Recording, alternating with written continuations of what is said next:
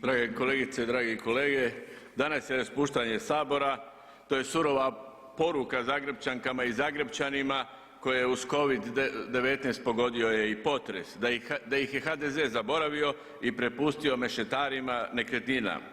Podizanjem ruku za ulazak u novi izborni ciklus HDZ je i njima i nama pokazao da mu je briga o ostanku na vlasti najvažnija, a ne briga za stradale. HDZ ovom žurbom u izbore gubi se prava funkcija Sabora koji bi trebao biti glas naroda, a ne politička tržnica foteljama. I svatko tko danas podrži HDZ ne bi smio više gledati u saborska vrata s Markova trga, a kamoli ikad više kročiti u ovu sabornicu. Katastrofalna je činjenica što su HDZ i gradonačelnik Milan Bandić preko HNS-a počeli se loptati oko jasnog definiranja Zakona o obnovi Zagreba nakon potresa. Još je žalosnije što je glavni grad jedne članice EU sada već 2 mjeseca u ruševinama i nije ni blizu saniranja potresa, a kamoli sustavnom rješenju obnove. I svijet nas prati. Čak su i zemlje sa puno manjim stupnjem razvoja efikasnije reagirali na ovu ugrozu.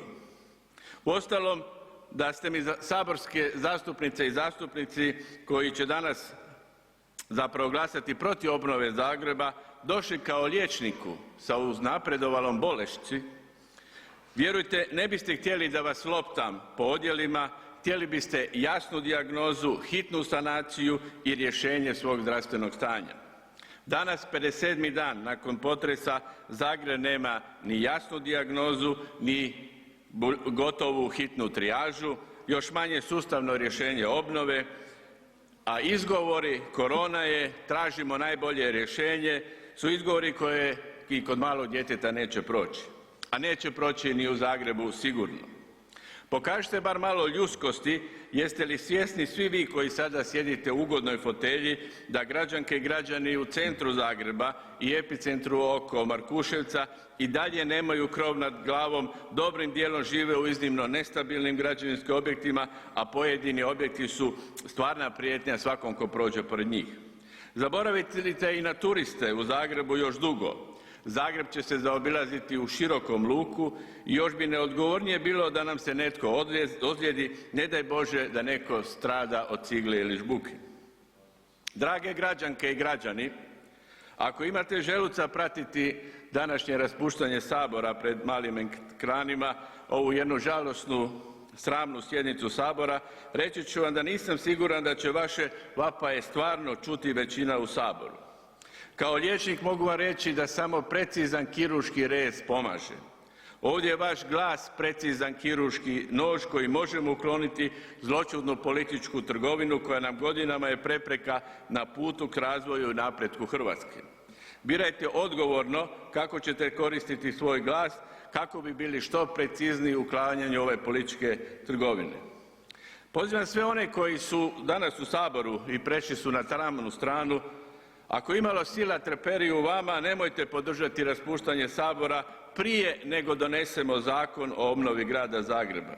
Pitajte struku, struka zna, sanacija Zagreba nije nemoguća misija, a sa Zakonom o obnovi se ciljano čeka i odgađa se pomoć našim građanima i građankama.